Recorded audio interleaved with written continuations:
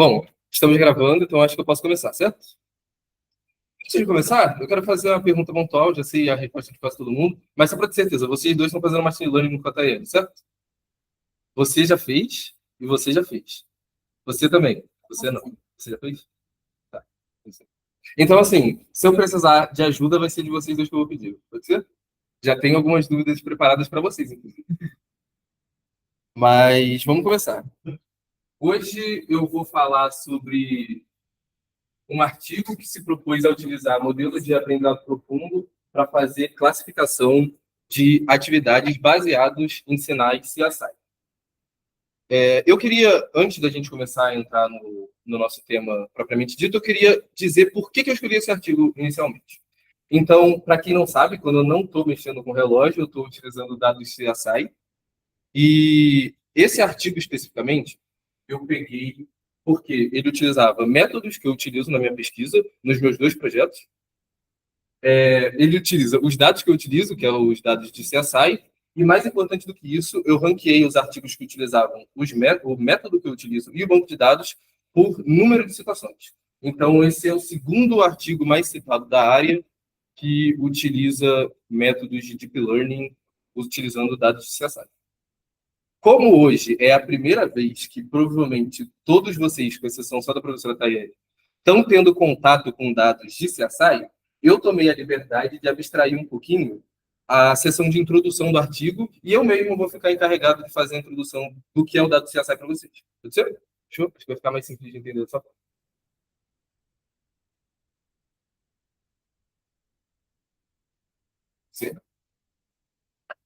Para a gente falar dos dados de CSI, a gente precisa falar sobre o roteador, que é responsável por emitir as ondas que transformam o CSI. Então, o que acontece é o seguinte: o roteador ele emite ondas de rádio e essas ondas de rádio elas são enviadas para o que a gente chama de receptor. Então, pode ser o seu celular, o seu notebook, qualquer dispositivo que você use para se conectar à internet pode ser considerado um receptor. E o que acontece? Essas ondas elas são muito suscetíveis a interferências, principalmente interferências humanas. Isso acontece porque essas ondas de rádio elas reagem muito com água. Bem curioso. E, como todos já saberam, o corpo humano ele é formado de 70% de água. Então, a gente acaba interferindo muito nesse dado. E, de forma geral, o CSI nada mais é do que o dado, a onda de rádio com a adição dessa interferência. Para ficar bem claro, para ter certeza de que todo mundo entendeu, eu trouxe um videozinho que fui eu mesmo que fiz, inclusive. Eu não sei em quantos FPS esse vídeo está para vocês, mas eu queria começar mostrando o seguinte. Como vocês podem ver, a gente tem uma pessoa no meio entre o roteador e o receptor, e essa pessoa está parada. Apesar dessa pessoa estar parada, a gente consegue ver na linha do sinal CSI embaixo que a gente ainda tem um pouco de interferência. O sinal não é constante. Isso se deve porque absolutamente tudo emite algum tipo de interferência no sinal CSI. E aí, conforme eu vou movimentando a pessoa no vídeo, a gente consegue ver que esse dado vai sofrendo mais interferência e vai ficando mais ruidoso. Então, o dado CSI é exatamente isso. As ondas de rádio mais a interferência que você recebe dessas ondas de rádio. Perfeito? Todo mundo entendeu?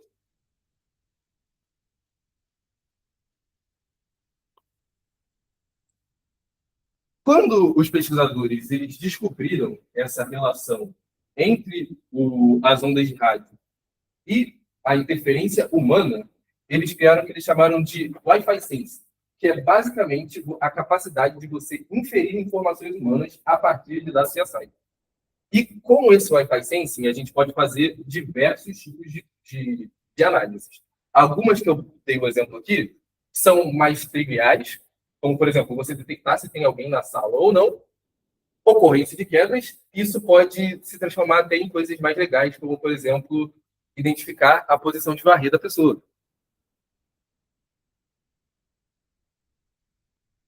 Bom, e aí você pode pensar, beleza, eu já tenho dispositivos que são responsáveis por fazer essa identificação. Por exemplo, por que eu usaria por que eu usaria o roteador ao invés de uma câmera para detectar se tem uma pessoa na sala? Isso é muito mais intuitivo, faz muito mais sentido.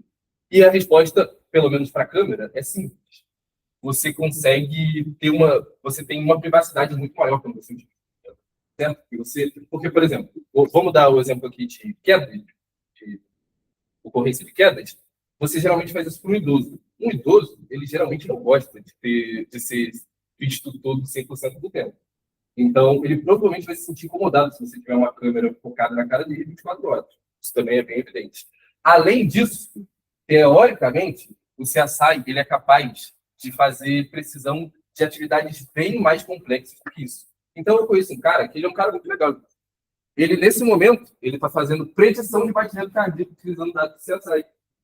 Então, isso é uma coisa que não tem como você fazer utilizando uma câmera, por exemplo. Mas existem outros dispositivos que conseguem fazer isso. Então, a gente tem o exemplo de, por exemplo, o smartwatch. Ele consegue fazer isso. Uma cinta polar, por exemplo, também consegue fazer a classificação a detecção de batimentos cardíacos utilizando esses sensores. Por que que o CSI, qual é a vantagem do CSI em relação a eles? É a adesão. Citando o mesmo exemplo do idoso, ele provavelmente vai se sentir mais confortável tendo um roteador na casa dele do que usando uma cinta gigantesca no corpo dele 100% do tempo, ou utilizando um relógio no pulso dele durante um determinado período de tempo. Esses não são os únicos exemplos. Eu posso citar também, por exemplo, a autonomia. Quando a gente compara com o smartwatch, por exemplo, o smartwatch ele tem uma autonomia de bateria que é limitada. A gente não consegue fazer análises muito grandes e contínuas utilizando esse dispositivo. O que é algo que não acontece. Se você tiver um receptor conectado na tomada e um roteador conectado na tomada, você consegue fazer essa análise teoricamente infinitamente. Certo? Isso significa que o CSI ele é perfeito, então a gente pode jogar tudo fora e fazer só CSI? Óbvio que não, porque o CSI ele é limitado à sala. Então, a partir do momento que você sai do espaço, como ele é muito suscetível a ruído, ele provavelmente não vai funcionar. Você teria que ou retreinar isso em um novo local, ou simplesmente assumir que não vai ser possível fazer a classificação disso em outro local. Então, você precisa de um ambiente muito bem controlado para fazer essa classificação. Tem uma pergunta que eu ia fazer. Nesse caso da gente trocar, por exemplo, câmeras pelo roteador, né? Sim. Se a gente fosse fazer isso dentro da casa do idoso, por exemplo, para monitorar ele, quantos teriam que ter para cobrir a casa inteira? Ele só pega um espaço curto, né? Idealmente é um por cômodo. Assim, isso depende muito da qualidade do roteador, né? E da qualidade do sinal. Mas idealmente é um por cômodo que a gente poderia. Independe do tamanho do bloco? Não, depende do tamanho do cômodo e depende principalmente também da qualidade do seu roteador. Mas isso é mais em parâmetros gerais. Isso como repetição. Serve, mas ele vai ter uma qualidade menor, provavelmente. Como é que você faz para ampliar o sinal? Você disse que a água interfere. Então, para a gente ampliar o sinal é só utilizando outro roteador mesmo, e aí a gente trata com uma mídia separada. Por exemplo, alumínio. Como assim? Você disse que a água interfere no Sim. sinal. Se eu usasse, por exemplo, sinal de rádio, você pode usar alumínio que amplia. Eu vou ser sincero que eu não tenho certeza dessa informação. Eu posso até confirmar com você e te passar depois, mas em relação a outros materiais especificamente, eu não tenho muito esse conhecimento. Mas o lance é que você está pegando um sinal que é ruidoso e você está tirando informação do ruído. Exato, exatamente. Esse tipo de gambiarra com alumínio, você aumenta a potência do sinal, mas meio que você não está se preocupando muito com o ruído. Então, o sinal pode chegar todo deformado, contanto que você consiga recuperar a informação dele. Mas não consegue transformar ele. Porque quando você usa alguma coisa para só ampliar a potência do sinal, você está preocupado com o dado que você vai tirar que está sendo transmitido diretamente, o conteúdo daquela mensagem. O CSI não é o conteúdo da mensagem, o CSI é a onda. Você está usando o ruído da onda. É literalmente interferência, porque, teoricamente, o dado CSI ideal, ele é o dado CSI que não tem absolutamente nenhum tipo de interferência. Não tem nenhuma informação. Exato, não tem nenhuma informação por consequência. E aí, se você só amplia, você até consegue chegar mais longe com o teu dado que você está transmitindo. Mas se a informação que você quer é do ruído do sinal, provavelmente você vai perder ela. Porque o sinal vai ficar, enfim, atravessado por outros aspectos. Bom, é isso. Espero não ter me perdido. Certo. Apresentei alguns exemplos da literatura, de usos mais gerais, trouxe alguns exemplos de usos na literatura. Então, alguns papers que já foram publicados em contextos específicos. Então, tem o que eu falei de algumas coisas mais gerais. Então, detecção de quedas, que, teoricamente, se você for pensar, é uma coisa um pouco mais trivial. Detecção de presença. E aqui a gente tem coisas mais complexas. Então, codificação de Parkinson. A gente já tem papers que conseguem fazer essa acurácia. Detecção de tosse e triagem respiratória. E detecção de crises epiléticas, especificamente noturnas. Assim, eu vou ser sincero com todos vocês. Eu não verifiquei a integridade dos resultados, tá?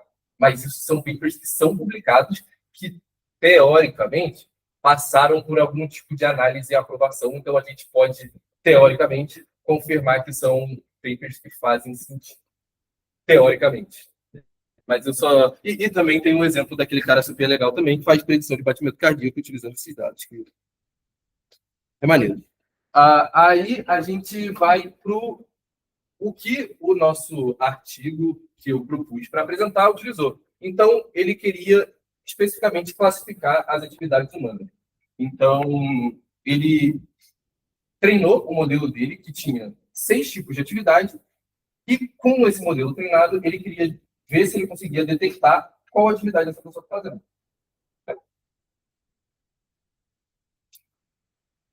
Aqui tem um pipeline muito simples de como ele fez isso. Então, ele pegou o dado CSI, ele passou isso no modelo de inteligência artificial e, teoricamente, depois do treinamento, ele conseguia a resposta correta de qual atividade essa pessoa está realizando, utilizando apenas o dado CSI. Certo? Eu vou passar passo a passo sobre cada uma dessas 3 informações no decorrer da apresentação. Perfeito. Falando um pouco sobre o dataset. Então, eles utilizaram um dataset público que foi coletado pelo Cianac e seus amigos em 2017. Eles utilizaram um laptop com uma placa de rede Intel 5300, que de fato é um pouco mais ultrapassado, então eles conseguem inferir talvez que a qualidade de sinal é um pouco superior, mas era o que eles tinham, né? O roteador é um roteador MIMO, que eu, sinceramente, não sou muito chegado ao roteador, não faço ideia do que significa, mas eu estava assumindo que é um roteador que funciona. E aqui, a gente tem informações relevantes que eu discretizei um pouco quando eu estava explicando sobre o CSI, mas o que acontece? O dado CSI ele é coletado por antenas. Então, cada antena ela é capaz de coletar 1000 pacotes de 30 formas diferentes. Então, as subportadoras são a quantidade de formas diferentes que esse dado é coletado, enquanto os pacotes é como se fosse a quantidade de tempo que esse dado é coletado. Então, basicamente, ele coleta o dado CSI 3 vezes, de 30 formas diferentes, 1000 vezes, num tempo específico, que nesse caso é 1 minuto de coleta. Certo? Bom, alguns detalhes a mais sobre o dataset, que são importantes de serem descritos, são as atividades que o modelo se propôs a classificar. Então, os nossos queridos autores, eles queriam detectar se a pessoa está deitada, se a pessoa se ela caiu, se ela está caminhando, se ela está correndo, se ela está sentada ou se ela está levantada. A gente consegue ver que, se a gente quisesse, a gente conseguiria até agrupar essas atividades para deixá-las mais simples, mas eles preferiram deixar da forma como estava. Uma coisa muito importante é que eles tiveram um N amostral de só 6 pessoas, então é um N amostral que é muito pequeno. Para a gente ter uma comparação, os dados de CSI que eu utilizo, eles têm 140 pessoas. Claro. A minha dúvida é, por exemplo, foi 6 pessoas. Certo. Mas essas pessoas estavam no mesmo lugar ou foram cada diferente? Foram no mesmo lugar, porque é necessário que seja um ambiente controlado, né? O CSI ele pede isso. Porque se você faz em lugares diferentes, você tem ruídos diferentes dos locais. Lembra que eu falei? E, tipo, as pessoas interferem, mas as coisas que estão na sala interferem também, mesmo de forma menor. Então, sim. E aí, uma informação relevante é que o que eles usaram como verdadeiro label foi uma câmera. Então, eles iam lá, tinham uma câmera e eles anotavam qual era o label verdadeiro através dessa câmera. Tá? Só para a gente ter certeza de que esses dados estão certos. É para isso que eu estou dizendo isso. Depois da análise de integridade desses dados, então eles removeram dados faltantes, eles removeram utilities, etc. Eles chegaram a esse valor aqui de 9 mil amostras. Então, a amostral deles é de 9 mil, lembrando daquele formato de dados, né? Então, 9 mil, vezes 3, vezes 3. Certo? E aqui a diferenciação de cada atividade. A gente consegue ver que o dataset está um pouco desbalanceado. Eles não necessariamente trataram esse desbalanceamento, mas eles reportaram métricas que analisam o dado de acordo com o desbalanceamento. Então, eles reportaram recall, reportaram... Eu confundo os nomes de português e inglês. Mas tem o F1 Score, tem todas as métricas que a gente espera quando um dataset está desbalanceado. Como é que eles chegaram na recomendação de amostras? Porque 6 atividades para 6 pessoas, 20 vezes, então não é verdade. Então, foi o que eu falei, porque tem toda aquela questão de multiplicação, né? Porque quando a gente olha aqui, cada atividade ela é feita 3 vezes, porque são 3 antenas.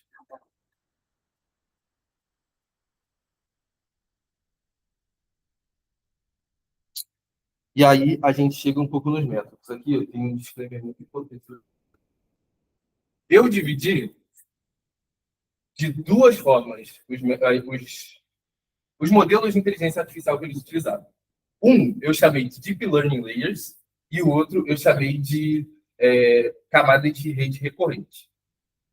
É importante dizer que esse agrupamento foi feito por mim e eu fiz dessa forma porque faz sentido nesse trabalho a gente analisar dessa forma, porque essas 2 camadas foram utilizadas de forma muito parecida e essas 2 camadas foram utilizadas de forma muito parecida. Eu não estou dizendo que, de forma geral, esses 2 modelos fazem a mesma coisa. De camadas são modelos... Não, são camadas. Isso. Mais ou menos, mas a gente vai chegar lá.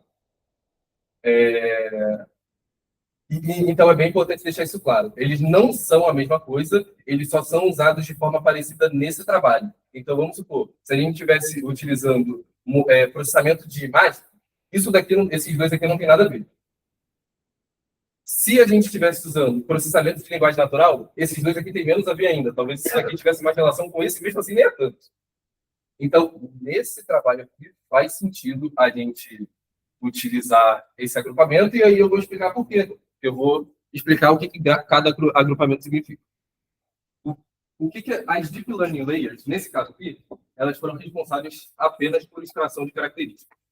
Então, tanto a CNN quanto a camada de atenção, elas não foram responsáveis pela classificação, apenas por fazer a extração de características. E aí você pergunta, por que eu ia querer um modelo de inteligência artificial para extrair as características ao invés de fazer um mesmo? Como eu falei, os dados de CSI são dados que possuem muito ruído. Então, para você ter esses dados de forma tratável e de forma facilmente utilizável, você tem que fazer muitas transformações no dado. Até porque é um dado multidimensional, lembra que eu falei das 30 computadores? Então, é um dado que requer muito, muito trabalho e muitas dimensões. E nem é exatamente muito claro qual subportadora é mais importante para você poder fazer, para você poder pegar a informação específica que você quer. Isso varia do da quantidade de subportadores que você tem, do formato do sinal que você está usando. Então, para facilitar esse trabalho, o autor do artigo ele preferiu utilizar essas camadas que eu estou chamando aqui de Deep Learning Layers para fazer a extração de características. Então, a vantagem é óbvia. Ele tem menos trabalho de pré-processamento. A desvantagem, talvez não seja tão óbvia, mas é que você não sabe o que o modelo está extraindo de características, porque os modelos, principalmente de aprendizado profundo, eles são conhecidos por serem caixas pretas.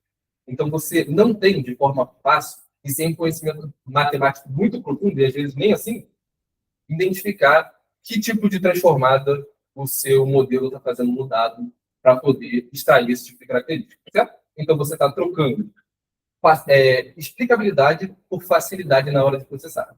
Só que essa extração de características ela tem um problema muito claro, que eu vou tentar ilustrar com um exemplo, vamos ver se vocês conseguem pegar. Qual que é a diferença de uma pessoa estar deitada, a pessoa deitar e a pessoa cair. Considerando que as duas estão em pé, nos dois casos a pessoa está em pé e ela termina deitada. Exatamente, que também pode ser conhecido como tempo. O tempo que ela leva entre ela estar em pé e o tempo que ela está dormindo. A CNN, especificamente, ela não é muito boa para fazer essa análise temporal. A camada de atenção, ela até consegue fazer isso de alguma forma, mas não de forma tão boa quanto o segundo tipo de camada que eles utilizaram, que é uma camada que, curiosamente, ela é específica para análise de modelos temporais. Olha só que legal. Então, enquanto a CNN e a camada de atenção, elas são responsáveis por extração de características, o LSTM e o GRU, que são os dois modelos que eu estou chamando de modelos recorrentes, eles analisam essas características ao longo do tempo. Então, a grosso modo, a CNN vai dizer que, beleza, aqui no ponto 1 o cara está em pé, no ponto 2 ele está no meio do caminho ali, e no ponto 3 ele está no chão. O LSTM ele vai ser responsável por analisar temporalmente esses três acontecimentos e, com base nisso, inferir. Pô, beleza, se o cara demorou 10 segundos, talvez ele esteja deitando. Mas se ele caiu meio, aí provavelmente ele caiu de fato. Então, essa é a diferença. Aqui, tanto na imagem anterior quanto nessa daqui, eu trouxe aqui uma imagem de como funciona, né? Aqui eu só queria ilustrar, não sei se dá para ver na reunião, acho que não, deixa eu puxar um pouquinho para cá. Que essa célula aqui, tanto da GRU quanto da LSTM, são elas que são responsáveis por fazer essa análise temporal, certo? Então, você tem a entrada aqui, ela vem para cá e fica guardada aqui, enquanto o próximo ponto entra aqui e recebe junto com a informação daqui e calcula a relação temporal entre os dois acontecimentos, tá? Eu, particularmente, não gosto muito de GRU. A gente consegue até ver pelas imagens que ela é muito parecida com a LSTM, só que eu acho ela um pouquinho mais ultrapassada, principalmente porque o LSTM ele tem questões de tratamento de dados, principalmente com desaparecimento e estudo do gradiente, que eu não vou entrar em detalhe aqui, porque é chato. Mas, enfim, é só um disclaimer que eu queria fazer. Mas os dois têm função, tá? Só sempre vou preferir usar o LSTM. E aí, dado as explicações, fica muito fácil da gente entender como que eles utilizaram esse modelo, certo? Então, a gente consegue ver que quase sempre não, 100% das vezes, eles começam com uma CNN que justamente faz a extração de características. Depois, eles sempre utilizam uma dessas redes recorrentes para analisar essas características em função do tempo. E, por fim, nesses três últimos casos, eles utilizam, mais uma vez, uma rede, uma camada, na verdade, não é uma rede, que vai extrair de novo mais características depois do processamento temporal ter sido realizado. Certo? Aqui, eu trouxe um pipeline de um dos modelos. Eu não trouxe de todos, porque eles são intrinsecamente muito parecidos, né? Não tinha nenhum. Então, eu trouxe só do último. Aqui a gente consegue ver a CNN, até da imagem que eu mostrei anteriormente. Essa daqui é a entrada do dado, como eu falei, são 1000 pacotes por 30 subportadoras e 3 antenas. CNN, o LSTM é responsável por fazer a avaliação temporal, outra CNN para extrair as características, e aqui a camada de Flatten, que transforma tudo num vetor, simplesmente para facilitar a classificação depois, no final de tudo. E aí, que eu preciso da ajuda de vocês, que já fizeram a disciplina. Teoricamente, eu já expliquei isso. Não dá para ser. Já expliquei os modelos e basicamente já falei de tudo, de todo o pipeline de processamento deles. Idealmente, pelo menos é o que eu esperaria quando eu estou lendo o artigo, eu já iria para a parte de resultados. Mas eu propositalmente ocultei alguma coisa. Alguém consegue saber o que é?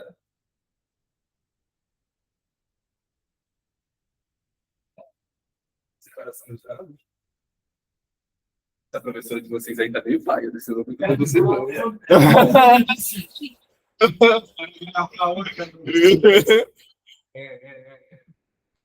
De fato. E aí, é importante. Claro, claro. Não, essa é a única forma que eles extraem as características.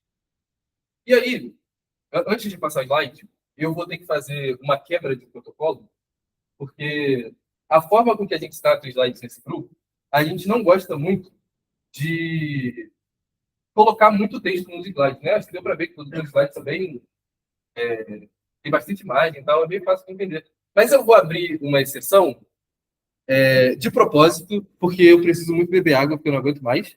E segundo, porque eu quero que vocês leiam exatamente o que está no artigo. Certo? Essa pauta Era. Aqui só antes, alguns modelos, alguns parâmetros a quem interessar. Então, a gente pode ver, isso aqui é padrão de classificação multiclasse, otimizador padrão. Isso daqui, a quantidade de épocas, na minha cabeça não faz nenhum sentido. A gente vai ver, inclusive, nos gráficos, que não tem nenhuma necessidade de você treinar por 1000 épocas. Isso até pode atrapalhar, porque o modelo pode acabar fazendo overfit no dado. Loading rate, ok, beleza, website. Aqui o dropout também para evitar o overfit, eu acho meio pequeno, considerando a quantidade de épocas. E aqui a quantidade de neurônios e filtros para cada um dos modelos, que é bem padrão. Eles fizeram uma rede relativamente complexa, com um problema que eu, pessoalmente, não acho tão complexo, principalmente considerando a quantidade de subportadores que a gente tem. De novo, utilizando o exemplo no que eu trabalho, eu tenho 256 subportadores. Mas, ao mesmo tempo, só tenho uma antena, né? Então, é um trade-off. E agora sim, eu tenho aqui a divisão, o exato texto que eles utilizaram. Só para contexto, 11 e 12. O 11 é o cara que coletou o dataset, e o 12 é outro cara que utilizou o dataset do 11. Certo? Oi? Obrigado. Eu vou. Eu sou gato, Bruno? Ótimo. Isso aí. Não tô acreditando. Sim. Se quiser trazer G, é melhor pra gente trazer. Eu não tô acreditando nisso. Hoje tu que tá bom, o outro tá tossindo. Vocês vão trocar. Eu tô mais entendendo. Não, mas eu não tô nada definitivo, eu acho. Vocês são pouco, cara. Não consigo ter uma semana do grupo inteiro soldado. Eu em tudo. E aí, você? Ninguém. Tá de errado, hein? Com certeza é problema.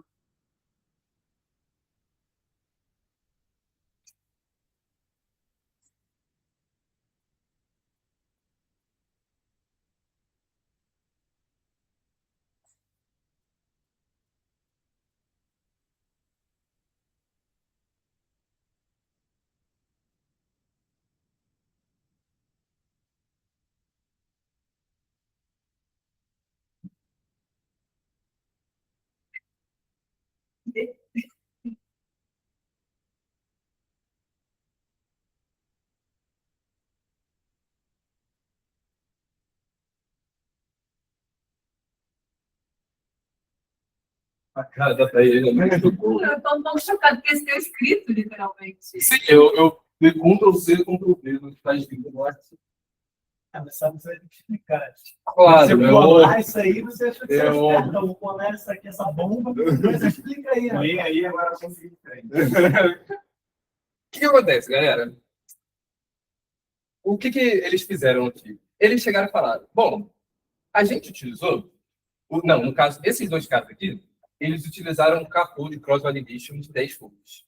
E aí, eu trouxe um exemplo de outro trabalho que eu fiz, que é a explicação do K-fold cross-validation, só para ficar simples, entendeu? Então, você pega seu dado inteiro, divide em K tamanhos, certo? E você treina esse modelo K vezes, de forma com que sempre um pedaço diferente desse dado seja de teste. Então aqui o K é igual a 5, você divide em 5 partes, e no primeiro treinamento, o pedaço 1 é o teste, no segundo treinamento, o pedaço 2 é o teste, e assim por diante. Nesse caso aqui do exemplo anterior, por que você faz isso, né? Você consegue provar consistência. Então, você consegue provar que todo o seu conjunto de dados generaliza. O que eles fizeram aqui? Eles falaram, bom, a gente utilizou isso aqui, eles utilizaram isso aqui, mas a gente acredita que isso aqui não é muito bom, porque é muito ruim colocar novos dados quando você está fazendo um post. Exatamente escreveram isso. E, tipo assim, partindo do pressuposto que seja verdade, que não é. Não é. Mas os caras falaram, olha só, eu não confio no Capô. Partindo do pressuposto que seja verdade, cara, uma vez que seu dado está treinado, principalmente no contexto de CSI, que você treina ele para a sala, um modelo bom, ele já está geral, você não precisa treinar ele. Entendeu? Se eu treinar os dados de CSI aqui nessa sala, independente se é a Ana que está fazendo o teste, se é o João ou se é a Tayane, um modelo bom, ele vai conseguir acertar para ambas as pessoas. Essa é a lógica de você criar um modelo e generalizar. Esse é o conceito de generalização. Exato. Mas tudo bem. Né? Vamos supor que eles quisessem colocar uma atividade a mais. E aí, de fato, você teria que treinar o modelo para identificar essa nova posição. O que não é o caso, porque o dataset nem é deles. Tudo bem.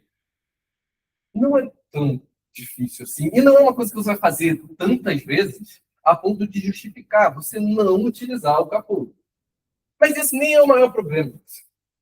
O maior problema é isso aqui. Porque eles falam, bom, beleza. Então, já que o Capô é uma bosta, a gente utilizou a técnica de holdout aleatória.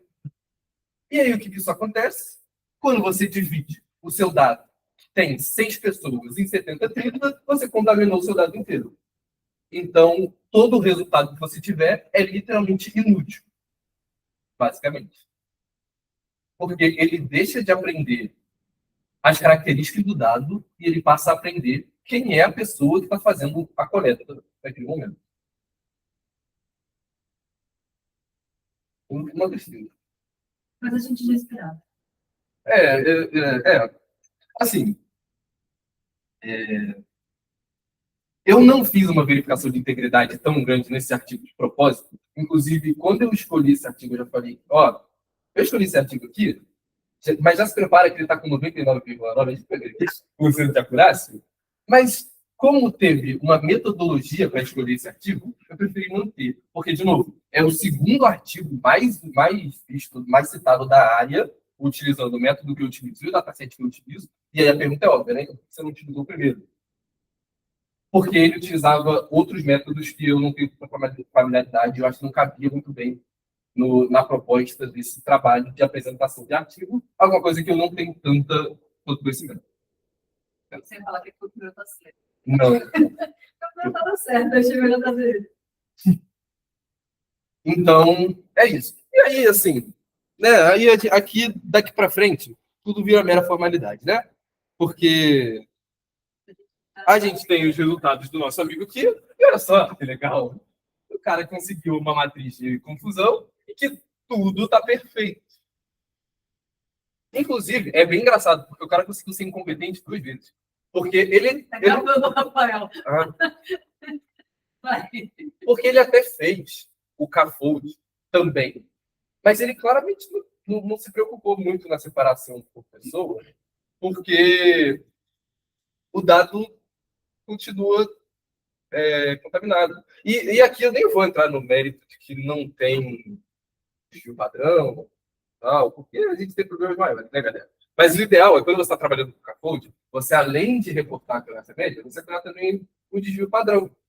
Porque pode acontecer de a acurácia média ser muito alta, mas você ter, por exemplo, CAFOLD igual a 10, o fold igual a 10, e aí 4 estão muito ruins. E aí o desvio padrão, consequentemente, vai ser alto. O que significa, intrinsecamente, que o seu dado não está generalizando completamente. É real, isso daí que ele está mostrando é uma grande confusão, né? Sim, é uma grande confusão. Né? Não, é porque, além de todos os problemas, tem essa formatação bizonha. Tá Você leva 50 minutos para entender que isso era para ser uma E trilha. o título, na verdade, está desalinhado, né? O lie down, ele tinha que estar um para lá. É o lie down com o lie down. E aí eles botaram uma métrica ali que é porcentagem, né? E também não é muito comum. Normalmente, uma matriz de confusão, você coloca o valor inteiro de quantos... Então, eles não fizeram isso porque está desbalanceado. Eu assim, podia botar. Podia, mas é porque aí eu, pessoalmente, acho mais fácil você utilizar a porcentagem quando está desbalanceado. Mas isso é o opinião dele. Sinceramente, a porcentagem deu de menos. Com certeza. Essa tabela tá tudo. E aí, aqui eles fizeram o CAFOLD E eles utilizaram também a métrica deles, que ficou melhor, óbvio, porque você tem mais dados de treinamento, tá? Você tem dados mais contaminados aqui. E aí, quando você faz... Aí aqui também não tem média de acurácia, né? Separar as coisas. Com certeza. Sem contar o fato de que ele não usou validação e Ainda tem só faz isso. um modelo de- Eu chamei de holdout aqui, mas a verdade é que a gente nem consegue chamar isso aqui de um holdout, né? Porque um holdout, por definição, você tem um conjunto de testes Tem que separado. ser holder out. Exato. E o que claramente Ele não é o tá caso. fora. Então, Ele só usa treino de teste, Ele só não usa usa treino de validação e testou 4 modelos. Então, já por definição, já está vai ficar contaminado. mais otimista, pelo menos, do que Seis participantes. Exato. E na disposição do resultado? É óbvio que eles disseram que os resultados estavam super bons, né? Maior do que a literatura e tal, etc. Porque eles não trataram isso daqui como um problema. Porque qualquer pessoa... Não, é porque... Se eu pensar bem em falar, eles não vão utilizar. Pode gravar. Calma. Porque aí tá, se eles fazem uma metodologia terrível dessa, mas pelo menos no final eles reconhecem determinados problemas... Não, mas não tem como. reconhece. Porque você entende que, tipo assim, se você reconhece que isso daqui existiu, você também está reconhecendo que seu trabalho é inútil. Eu concordo com você. O que eu quero dizer é, tipo assim, pior ainda, se ele fala, "Pô, olha essa mania de confusão, diagonal 1, para identidade, tirei onda." Se o cara fala isso no final, não basta a metodologia dele ser ruim. Ele ainda bate no peito como se ele fosse foda pra caralho. Exato. Não, mas isso, você tem comparação com os outros trabalhos. Eu nem me dei o trabalho de trazer isso aqui. Ele traz comparação com o trabalho 11, o trabalho 12, que, sinceramente, pelos resultados, também parece que aquela coisa tá muito confiável, não, tá? Mas se você olha assim e fala, tá, beleza, tá ganhando, mas isso significa o quê na prática? Não significa nada.